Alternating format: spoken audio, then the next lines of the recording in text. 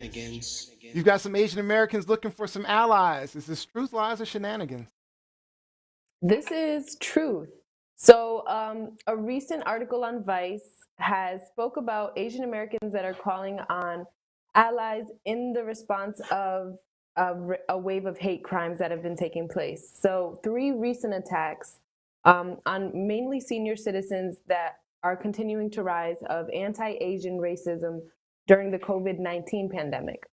So, the outcry comes out after January 30th of this year after 84-year-old Thai grandfather who died as a result of injuries that he was shoved when he was shoved to the pavement while taking a walk in San Francisco. So there's a graphic video that is circulating online, but I believe it's taken down. Obviously, nobody would want to see that. So 19-year-old Antoine Watson was the one who was convicted and pled not guilty last week to charges of murder and elder abuse.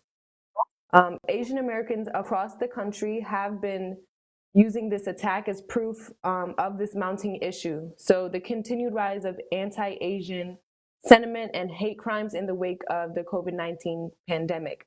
Obviously, we know that um, our former leader has linked COVID-19 to Asian Americans, to Chinese people specifically. So, the conversation continues to build as a response to the recent attacks through hashtags like Justice for Vicha and Asians Are Human. People across the internet are asking for increased visibility of these stories, so some of which haven't even been reported on national publications or news coverage. So my question to the panel is, do you believe people will be on board for support of this outcry for Asian Americans? Or do you believe it will be brushed off? Um, I'll start. So, do I believe that they will get? Um, The yeah, help I they think need, that like the I the would hope so coverage. because there were. I mean, when African Americans were, you know, doing black, calling for Black Lives Matter, looking for allies, there were a number of Asian Americans that stepped up for that. And you know, these these Trumpers are a problem for all of us. The reason, one of the big reasons that they're being attacked is because Trump decided to talk about the China virus, the Chinese virus, Wuhan virus, and associating it with a particular group of people. It was he tried to argue that he was denoting it was from China, therefore it's Chinese, but that doesn't matter because you have to recognize the people that you're talking to. You have to understand your audience. And when you're talking to an audience of Americans, all they hear is Chinese, China, and they associate it with racial along racial lines. So as a president, you're supposed to understand this fact and then stop doing it. But he refused to do that. And so now it's built up, and these people, the same people that stormed the Capitol, are the same type of people that stormed the Capitol are the same people who are attacking Asian Americans because they believe that this China virus was caused by them. Um, so it's a real shame, um, and I would hope we all step up and be allies to the fight that they're having, because we need allies. Like everyone. I mean, everyone needs allies. Yeah, of course. In Yeah. any type of social fight that they're injustice that they're dealing with. So, I'll be right. Shame on Antoine for pleading not guilty. I mean, if you're a 19-year-old kid who's shoving an octogenarian to the ground, I mean, you know what you're doing. You know what you're doing. Hey guys, watch this. It's and Yeah. unfortunately, this anti-Chinese sentiment over the last year was really drummed up. It was one of his catch lines, and unfortunately, it spoke to a base of people who already had these ideas, and it emboldened them, it reinforced the message, and it gave them an opportunity to be, okay, well, I can be overtly racist towards people of Mm-hmm. Asian descent. And the problem was, Emboldened. China was being attacked, but anyone of Asian descent, anyone who didn't look Caucasian or didn't look black, then okay, so this is a Chinese person. It's the coronavirus is your fault. Right. When you want to lash It's your out at dirty somebody eating habit. When you want to lash out Yeah. at somebody, you're not going to fly to China and lash out at China. You're going to find a person that reminds you of someone from China and lash out at them. Yep. And Johnny, this isn't something that is reserved to the U.S. There have been attacks in Canada that targeted people of Asian descent, and it's not correct. These are violent racist acts. So I'm with you, Johnny. I really hope that people will rise up because this is just another cry to end racism in all of its forms. Yeah. Lizzie Ender? Good point. All of its forms. I just want to make the point that I'm going to put this in the perspective of New Yorkers, because over the summer I taught a class with the School of the New York Times about New York City, reporting on New York City. And this was coming out of, or actually going into the height of the COVID numbers in NYC. Okay. And so I had one of the leaders of the Chinatown community in New York City come and talk to my students. And there were a number of attacks in Chinatown in New York City. A number, starting from, I would say, late February up until the latter part of the summer. And they've kind of tapered off a little bit, but they're still there. And the majority of these attacks were not committed by Trumpers, were not committed by Trumpsters. These were committed Yes. by Black and Latino people. So a lot of people, like Rob pointed out to or alluded to just now, a lot of people are using this as an excuse to have their racism manifest into something. So Mm. as deplorable as I think Trump is, he's not responsible for all of this stuff. A lot of this stuff was already there. A lot of this stuff is coming from people who have no affiliation, who do not believe anything about Donald Trump. They just want to act on their inner racism. And I mean, the young man that I talked to for my class, who is a leader in Chinatown, he was talking about how not only did a lot of the businesses have to shut down because restaurants and so forth were on lockdown for a little bit, but when they reopened, nobody wanted to go there. And if they did reopen, a lot of the businesses were vandalized. A lot of the Chinese workers or Asian workers, because in Chinatown, it's not just Chinese people that live there, but Asian people, if you will, Asian Americans, if you will. They were attacked. They were accosted. There was one, we had video of one young man who was sitting on his stoop, and just this random kid, looked like he was maybe 18 at the most, came up and threw acid on his face. This is for giving us the coronavirus.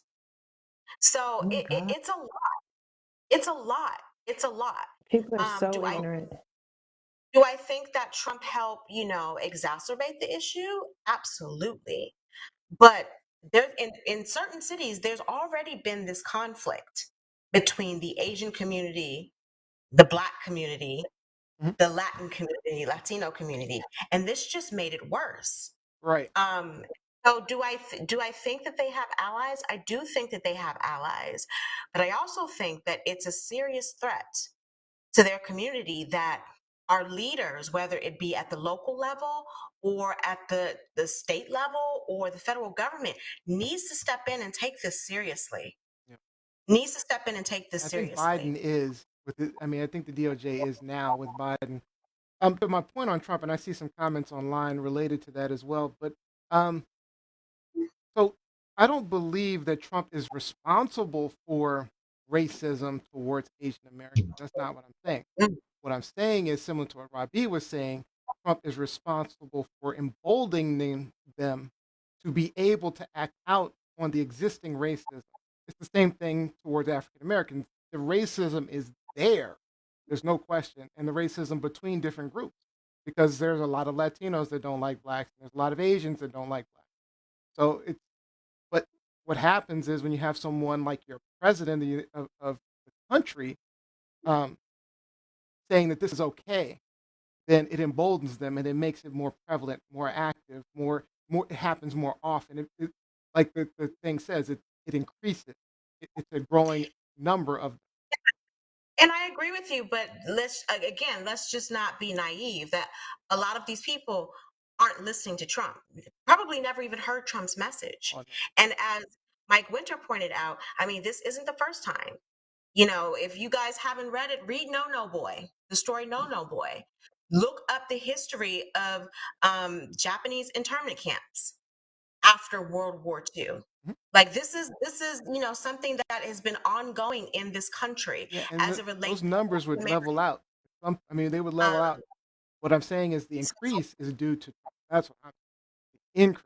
The growing wave is due to Trump and his emboldening these groups of people to say, we can do these things. We can. It was the So same. do you think that if Trump would have never had said anything mentioning that it was due to It's China not is the just cause him of saying the China COVID-19? virus. It's his If attitude Trump would have toward said racism. China is working with us, they have provided us with their medical data, they've provided us with research data, they're an ally and they're working with us to try to develop a COVID vaccine or global response, is a very different message than saying it's the China virus, they're dirty, Yeah, what it is.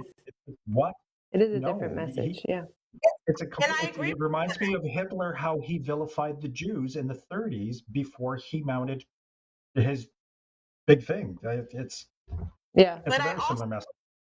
but it also needs to be pointed out again that there have been underlying tensions, and I'm specifically speaking about urban communities, predominantly Black, predominantly Latino communities in this country. There have been underlying tensions with members of the Asian community for decades. Hmm. And It's so, true. Yeah. regardless of if Trump had said anything, as soon as you say this virus originated in China, boom, it's a trigger. So Okay. that's the That's true. second part of it. That's the That's second part true. of Yeah, it. because it was the same thing that happened with 9/11 Yeah, so towards it's Yeah. Muslims. I'm Yeah. not trying to absolve Trump of anything here, but there's also this other problem in urban communities where it's just like, okay, well, we already didn't like them, but now the news is saying that this virus originated in China. So you Yeah. look Chinese, whatever that means, and so I'm going to go after you. All right, so let's get to these comments really quick. Dario Winter, after he was negotiating trade deals in China and they refused to cave with the tax on Chinese is not new. Jose says it's happened in Canada and people lashing out, pure ignorance. Um, and then Mike Winter tells a quick story. So I personally led a group to cancel this volleyball Bama who was hosting a tournament during the pandemic despite the China virus comment as he said it. Quote, as he said it. Uh, his event was done. He was done. Folks came after his government contracts. Consequences for racism are real. And that's Saima Fatima says racism against Asians has been around for decades. George Fournier says, when I speak to a Trump supporter, I'm told they like him because he says what several people are thinking but are too scared to Of say course, out loud. he Great gave them point, permission. George. I Great fully point. agree with the idea that he gave them permission and said it's okay to be a racist. Yep. It's Yeah. okay to be a xenophobe. It's okay Mm-hmm. to be homophobic. He gave them all permission. But we have to Mhm. take responsibility for the fact that some of us already had those sentiments to begin with. All right, good topic. This topic went a little longer than I actually expected. So it was a great topic. Great topic. Truth, lies, shenanigans.